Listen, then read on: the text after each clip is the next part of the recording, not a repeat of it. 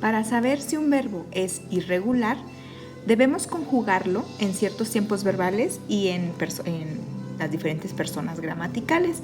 Les voy a decir a continuación cuáles son esas personas y los tiempos verbales. Y quizá van a ver aquí pues mucho rayadero, pero bueno, lo que pasa es que son muchas las cuestiones que tenemos que abordar para poder identificar si un verbo es irregular. Bueno, y en esta tabla tenemos dos verbos, el verbo comer y el verbo saber. Vamos a trabajar con el verbo saber porque estamos hablando de los verbos irregulares y saber es un verbo irregular porque al conjugarlo en las personas y en los tiempos que se indican, ahí tienen a las personas que son los que están en amarillo donde dice primera persona, bueno, y los tiempos que son en presente, en pretérito y en futuro. En esas personas y en esos tiempos, el verbo saber se comporta como un verbo irregular porque presenta cambios tanto en su lexema como en el morfema, en su terminación. Y les dejo un momento para que analicen la tabla y vean la diferencia.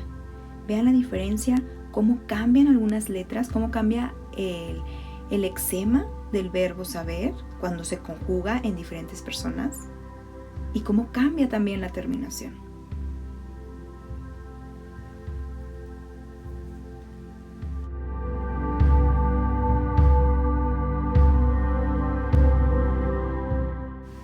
Ahora vamos con estos otros dos ejemplos.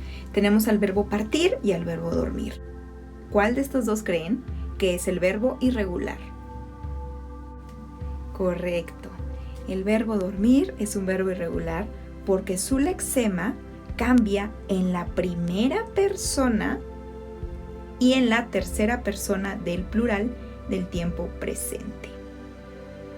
También en la tercera persona del pretérito. Ok, en otras palabras, aquí cambia el lexema, es decir, la raíz del verbo, ya no conjugas, ya no dices yo dormir, yo dormo, dices yo duermo, entonces ahí la O cambia por la U.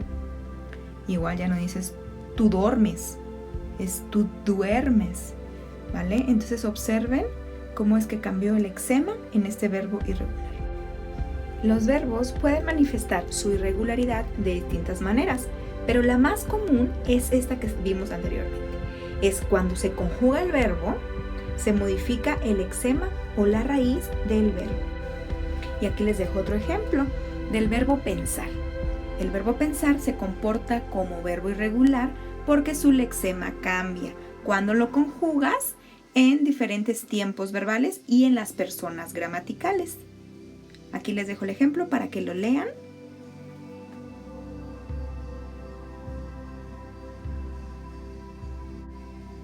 Y otro, que es el verbo oler. Y miren, aquí nos podemos dar una idea de por qué a veces tenemos faltas de ortografía. A veces queremos escribir los verbos como su infinitivo, pero cuando son irregulares, muchas veces cambia todo el verbo. O sea, ya no se escribe igualito. ¿Sale? A lo mejor le tenemos que cambiar una vocal por otra o alguna consonante. En este caso le tenemos que agregar la letra H.